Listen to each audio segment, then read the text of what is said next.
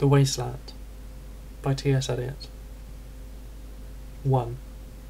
The Burial of the Dead. April is the cruelest month, breeding lilacs out of the dead land, mixing memory and desire, stirring dull roots with spring rain. Winter kept us warm, covering earth in forgetful snow, feeding a little life with dried tubers. Summer surprised us, coming over the Starnberg. With a shower of rain, we stopped in a colonnade, and went on in sunlight into the Hofgarten, and drank coffee, and talked for an hour. Bin gar kein Russin, stamm aus Litan, echt Deutsch. And when we were children, staying at the Archduke's, my cousin's, he took me out on a sled, and I was frightened. He said, "Marie, Marie, hold on tight." And down we went, in the mountains. There you feel free. I read much of the night, and go south in the winter. What are the roots that clutch? What branches grow out of this stony rubbish? Son of man, you cannot say or guess, for you know only a heap of broken images, where the sun beats, and the dead tree gives no shelter, the cricket no relief, and the dry stone no sound of water. Only there is shadow under this red rock. Come in under the shadow of this red rock, and I will show you something different from either your shadow at morning, striding behind you, or your shadow at evening, rising to meet you. I will show you fear in a handful of dust. Frisch weht der Wind, der Heimat zu, mein irrwischt Kind, wo weilest du? You gave me hyacinths first a year ago. They called me the hyacinth girl. Yet, when we came back, late, from the hyacinth garden, your arms full, and your hair wet, I could not speak, and my eyes failed. I was neither living nor dead, and I knew nothing, looking into the heart of light, the silence. Ode und Leer das Meer. Madame Sosostris, famous clairvoyant, has a bad cold. Nevertheless is known to be the wisest woman in Europe, with a wicked pack of cards. "Here," said she, "is your card. The drowned Phoenician sailor. Those are pearls that were his eyes, look. Here is Belladonna, the lady of the rocks, the lady of situations. Here is the man with 3 staves, and here the wheel, and here is the one-eyed merchant, and this card, which is blank, is something he carries on his back, which I am forbidden to see. I do not find the hanged man, fear death by water. I see crowds of people walking round in a ring. Thank you. If you see dear Mrs. Equitone, tell her I bring the horoscope myself. One must be so careful these days." Unreal city. Under the brown fog of a winter dawn, a crowd flowed over London Bridge. So many. I had not thought death had undone so many. Sighs, short and infrequent, were exhaled, and each man fixed his eyes before his feet, flowed up the hill and down King William Street, to where St. Mary Woolnoth kept the hours, with a dead sound on the final stroke of 9. There I saw one I knew, and stopped him, crying, "Stetson, you who were with me in the ships at Mile, that corpse you planted in your garden, has it begun to sprout? Will it bloom this year? Or has the sudden frost disturbed its bed? Oh, keep the dog far hence that's friend to men, or with his nails he'll dig it up again. You, hypocrite lecteur, mon semblable, mon frère." Part 2. A game of chess. The chair she sat in, like a burnished throne, glowed on the marble, where the glass held up by standards wrought with fruited vines, from which a golden cubiton peeped out. Another hid his eyes behind his wing, doubled the flames of 7-branched candelabra, reflecting light upon the table as the glitter of her jewels rose to meet it. From satin cases poured in rich profusion, in vials of ivory and coloured glass, unstoppered, lurked her strange synthetic perfumes, unguent, powdered, or liquid, troubled, confused, and drowned the scents in odours, stirred by the air that freshened from the window.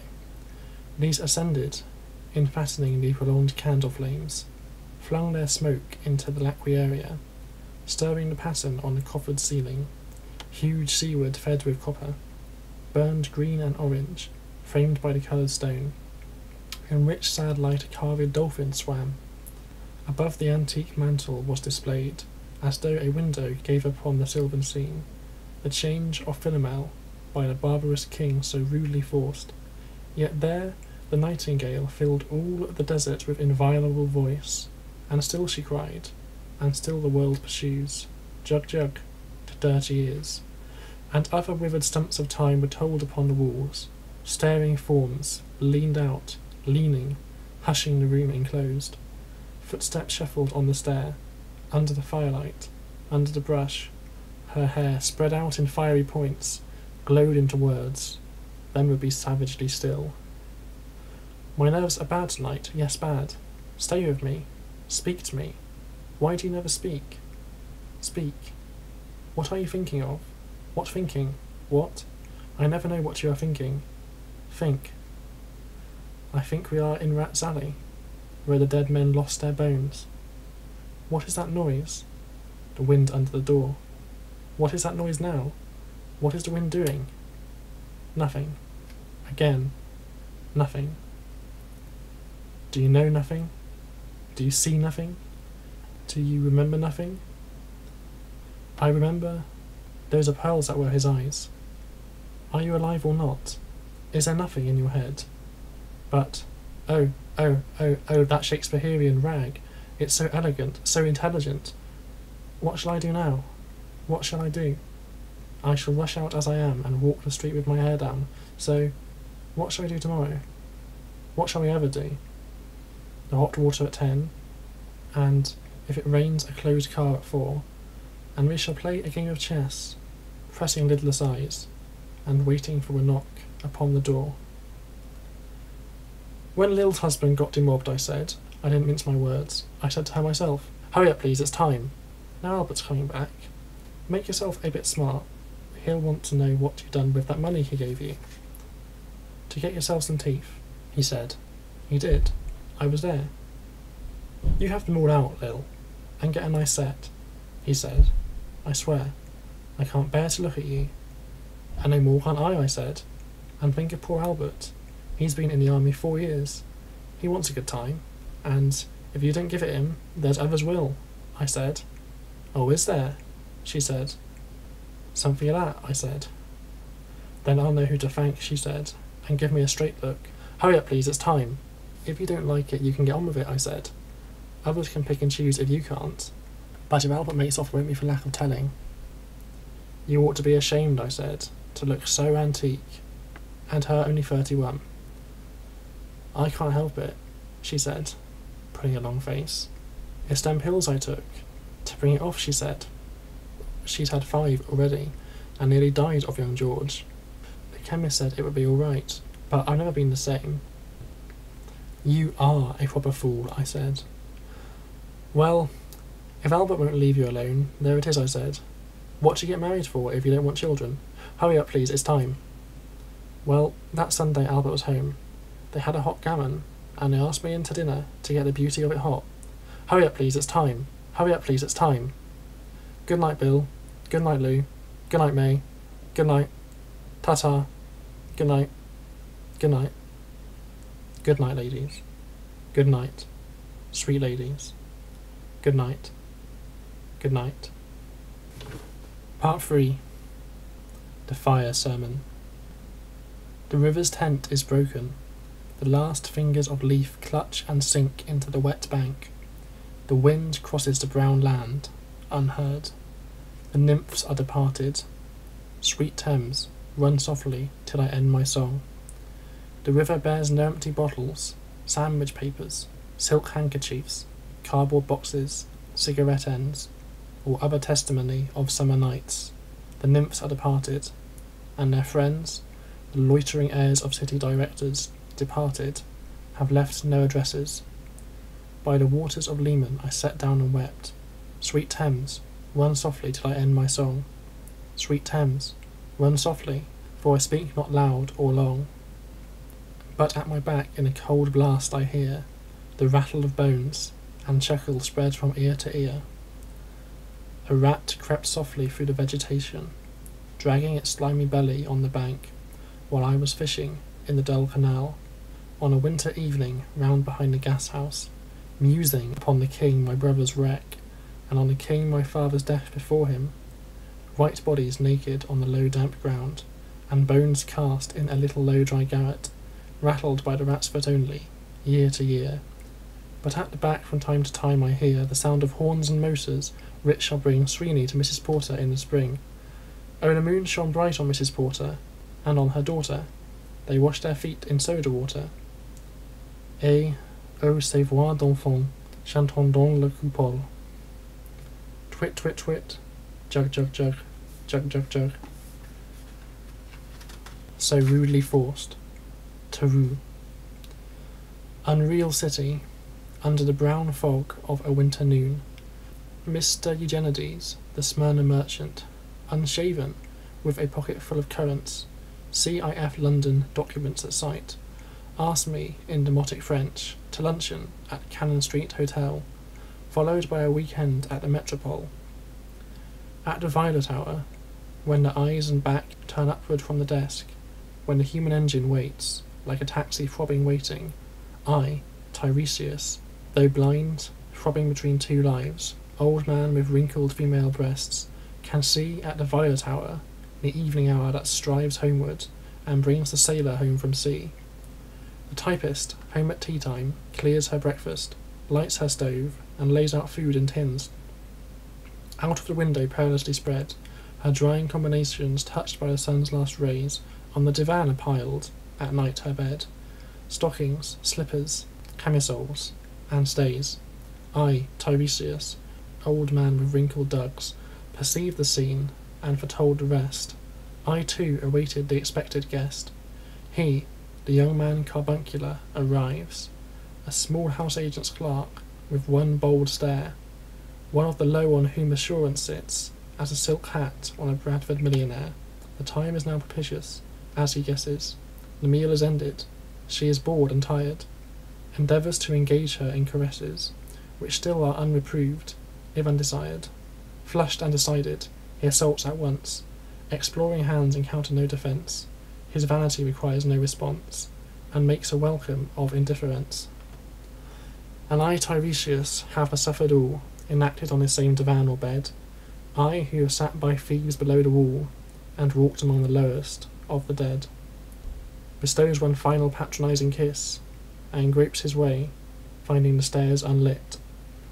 She turns and looks a moment in the glass, hardly aware of her departed lover. Her brain allows one half-formed thought to pass. Well, now that's done, and I'm glad it's over. When lovely woman stoops to folly, and paces about her room again, alone, she smooths her hair with automatic hand, and puts the record on the gramophone.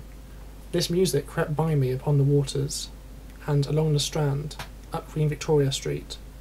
O city, city, I can sometimes hear beside a public bar in Lower Thames Street a pleasant whining of a mandolin, and a chatter from within, where fishermen lounge at noon, where the walls of Magnus Martyr hold inexplicable splendour of Ionian white and gold.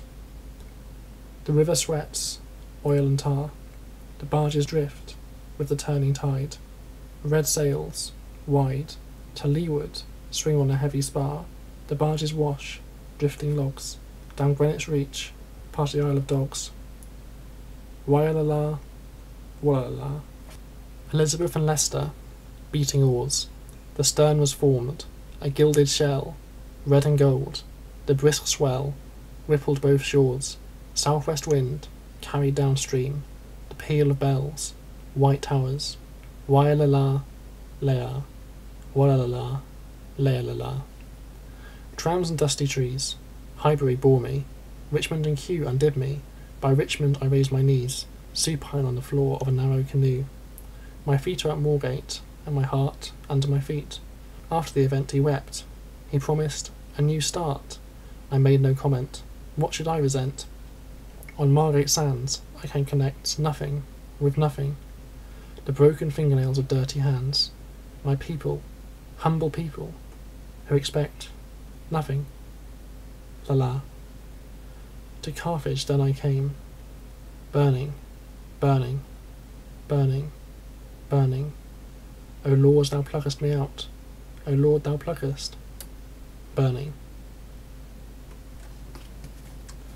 Part 4. Death by Water.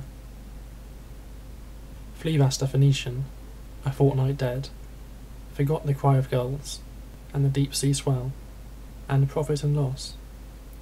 A current under sea picked his bones in whispers. As he rose and fell, he passed the stages of his age and youth, entering the whirlpool. Gentile or Jew, O you who turn the wheel and look to windward, consider Flea Bath, who was once handsome and tall as you. Part 5. What the Thunder Said. After the torchlight red on sweaty faces, after the frosty silence in the gardens, after the agony in stony places, the shouting and the crying, prison and palace and reverberation, of thunder of spring over distant mountains, he who was living is now dead, we who were living are now dying, with a little patience. Here is no water but only rock, rock and no water and the sandy road, the road winding above the mountains, which are mountains of rock without water. If there were water we should stop and drink. Amongst the rock one cannot stop or think. Sweat is dry and feet are in the sand. If there were only water amongst the rock, dead mountain mouth of carious teeth that cannot spit. Here one can neither stand, nor lie, nor sit. There is not even silence in the mountains, but dry, sterile thunder without rain. There is not even solitude in the mountains, but red, sullen faces sneer and snarl from doors of mud-cracked houses. If there were water and no rock, if there were rock and also water, and water, a spring, a pool among the rock, if there were the sound of water only, not the cicada and dry grass singing, but sound of water over a rock, where the hermit thrush sings in the pine trees. Drip drop, drip drop, drop, drop, drop. But there is no water. Who is the third who walks always beside you? When I count, there are only you and I together. But when I look ahead up the right road, there is always another one walking beside you, gliding, wrapped in a brown mantle, hooded. I do not know whether a man or a woman, but who is that on the other side of you? What is that sound, high in the air, murmur of maternal lamentation? Who are those hooded hordes swarming over endless plains, stumbling in cracked earth, ringed by the flat horizon only? What is the city over the mountains? Cracks and reforms and bursts in the violet air, falling towers, Jerusalem, Athens, Alexandria, Vienna, London. Unreal. A woman drew her long black hair out tight, and fiddled whisper music on those strings, and bats with baby faces in the violet light whistled and beat their wings, and crawled head downwards down a blackened wall, and upside down in air were towers, tolling reminiscent bells that kept the hours, and voices singing out of empty cisterns and exhausted wells. In this decayed hole among the mountains, in the faint moonlight, the grass is singing over the tumbled graves about the chapel. There is the empty chapel, only the wind's home. It has no windows, and the door swings. Dry bones can harm no one. Only a cock stood on the roof tree. Cocorico, cocorico. In a flash of lightning, then a damp gust, bringing rain. Gango was sunken, and the limp leaves waited for rain, while the black clouds gathered far distant, over Himavant. The jungle crouched, humped in silence, then spoke the thunder. Da. Data. What have we given? My friend, blood shaking my heart, the awful daring of a moment's surrender, which an age of prudence can never retract. By this, and this only, we have existed, which is not to be found in our obituaries, or in memories draped by the beneficent spider, or under seals broken by the lean solicitor, in our empty rooms. Da. Diadvam. I have heard the key. Turn in the door once and turn once only. We think of the key. each in his prison, thinking of the key, each confirms a prison. Only at nightfall, ethereal rumours receive for a moment a broken Coriolanus. Damnata. The boat responded, gaily, to the hand expert with sail and oar. The sea was calm. Your heart would have responded, gaily, when invited, beating obedience to controlling hands. I sat upon the shore, fishing, with the arid plain behind me. Shall I at least set my lands in order? London Bridge is falling down, falling down, falling down. Poi s'ascose nel fuoco che lì affina, quando fiam uti celidon. Oh, swallow, swallow. La prans dacetain alla tor aboli. These fragments I have shored against my ruins. Why then I'll fit you. Hieronymo's mad again. Data. Diadvam. Damyata. Shanti. Shanti. Shanti.